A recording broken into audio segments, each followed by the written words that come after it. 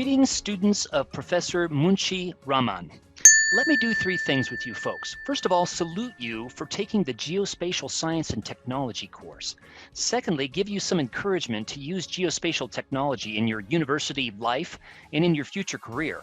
And number three, discuss where geotechnologies are going in this decade. Well, first of all, why should you listen to me? Well, I've served in four major sectors of society. First of all, academia. So I teach at several different universities, and like Professor Raman, I love teaching and I love working with students like you. So I teach at the University of Denver, Elmhurst University, and North Park University at the current time. I also have a role in private industry. So I'm in education at ESRI, Environmental Systems Research Institute. I'm the education manager there, and my team and I are existing solely to support students, faculty, deans, provosts, facility managers at campuses, other researchers and instructors on campuses, and in K-12 education as well, and in after-school clubs, and in libraries, and in museums. So anywhere there's education happening, we want to be there to support and encourage and provide resources where people can be successful in education with geospatial technology. Number three, I've actually worked in nonprofit organizations, National Council for Geographic Education, and others. I'm very passionate about geography education and GIS, as I hope that you are getting familiar with right now. And fourth, I've actually spent a lot of time in my career in government agencies. So I worked at NOAA, the National Oceanic and Atmospheric Administration. I've worked at the U.S. Census Bureau as a geographer, and also at the U.S. Geological Survey as a cartographer and geographer. So again, you don't have to listen to me, but as you spread your network, as you build your network, I encourage you to connect with me on LinkedIn, watch some of my videos on my video channel. I've got 5,000 videos out there, folks, so I'm very passionate about all of this. Look at my tweets, etc. So I'd love to connect with you if you feel I can be a valuable part of your network. And I encourage you to build your network while you're at university. It's going to serve you really well. And also, the geospatial community is very generous. They're very nurturing. And many of us, most of us, I would argue, love working with students. And we want to encourage you as you go forward. But I'm still learning, despite all this, that I've talked about. I'm still learning. I'm a lifelong learner like you all. Now, what do you want to see in society?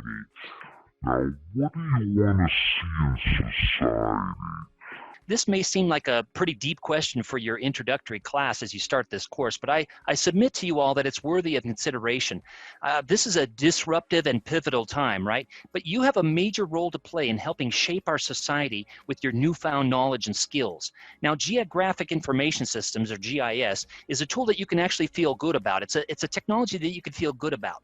Why? Well, it's being used by the Rainforest Deforest Action people, by the Jane Goodall Elephant Foundation, by the EPA, by your city and county government to make communities, our world, our regions, our states, our country safer, healthier, happier, and more sustainable. That's really what GIS is all about. Now look at the COVID-19 situation. People are consuming interactive maps, dashboards, and infographics by the millions per hour.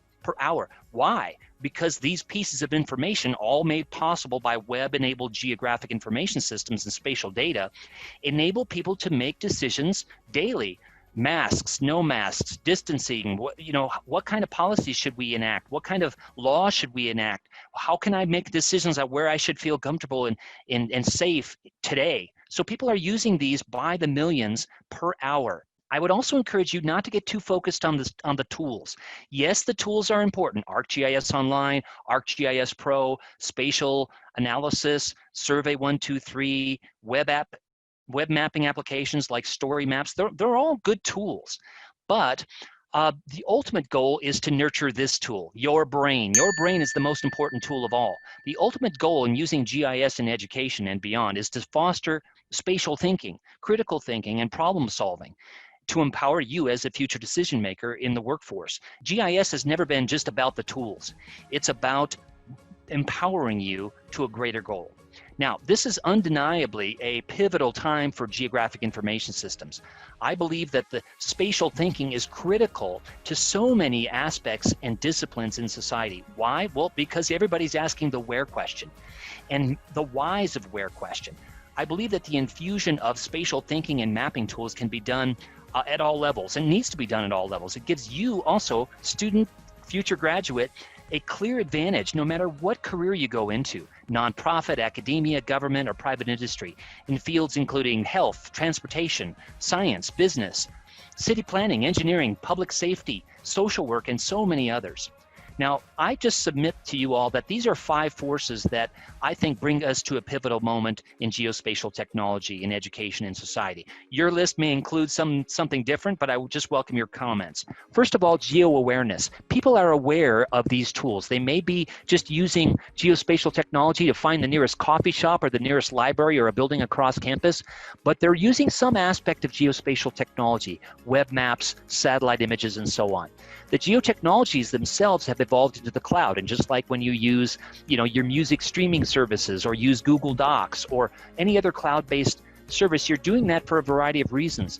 Backup, security, sharing, and certainly the issues and problems that our world is confronting, ranging from health to water to population to biodiversity loss to sustainable agriculture, et cetera. All of these are cross-disciplinary problems, right?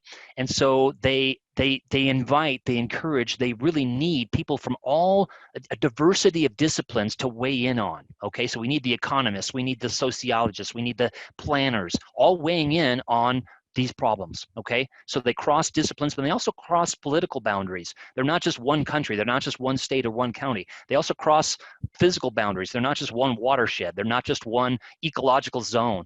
They cross all kinds of other boundaries too. So also geo-enablement, people are enabled to use these tools as never before. So they're aware of societal issues and they're also enabled to do so. And the fourth of the 5 forces I submit as storytelling with maps. Now you've heard, or you will hear shortly, about story maps, multimedia maps that can tell a story. So maps have been used to tell stories for thousands of years, but now we've got this web-enabled multimedia set of mapping tools called story maps and other web mapping applications that allow me and allow you to tell your story about what you're really passionate about. Maybe it's trash in your community, maybe it's invasive species, maybe it's water quality, maybe it's energy, whatever it is. You're passionate about something and you can tell a story using mapping technologies, geographic information systems. And the 5th of the 5 forces, geo-awareness, geotechnologies, geo-enablement, storytelling with maps, the 5th one is citizen science, ordinary people gathering data to make a change in their communities. And that's really possible with these web-enabled tools. I also like to submit to you all that there are 5 trends that I believe are important that bring us to this point. First of all, computer-aided drafting, building information management, and GIS. So interior versus exterior spaces, that boundary, if you will, is starting to merge. Also, automated intelligence and machine learning. You're going to be hearing more about this, but is rapidly transforming geographic information systems. Remote sensing and web-enabled imagery sources, LiDAR, drones, UAVs, all of these are important as well. And also, I would say that another key piece of these trends is 3D. Now we've got a 3D world. It makes sense that we've got 3D mapping tools, and indeed we do now. So that's encouraging and that's good. So 5 trends that have brought us to this point. And finally, the 5th trend is really the web GIS platform. You've got a platform, and by its nature, by its definition, a platform is something that people can build on. So it's no longer just, your professor and I working on our own little GIS projects and we can't share it. It's enabled by this cloud-based, SaaS-enabled, software as a service-enabled infrastructure. And you're going to be hearing more about that in your course. Now, going forward, folks, what are the 5 skills that I believe are most important as you use GIS? First of all, be curious. Asking good questions is a key part of the process of scientific inquiry. It also helps you to be tenacious about using the tools and practicing new methods. Number 2, being able to work with data and be critical of it. Hey, just because it's a map, can I trust it? Just because it's a web map, can I trust it?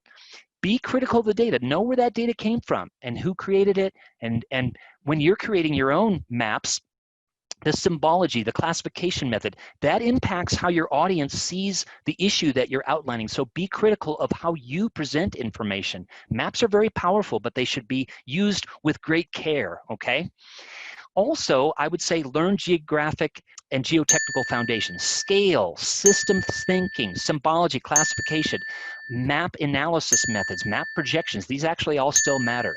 Number 4, be adaptable, be flexible, be willing to go outside your disciplinary comfort zone or even your regional comfort zone. Be willing to go international, for example. And 5th and finally, develop good communication skills. Learning how to use a variety of web mapping applications and being able to present yourself orally and visually with those tools. Learn how to write peer-reviewed articles.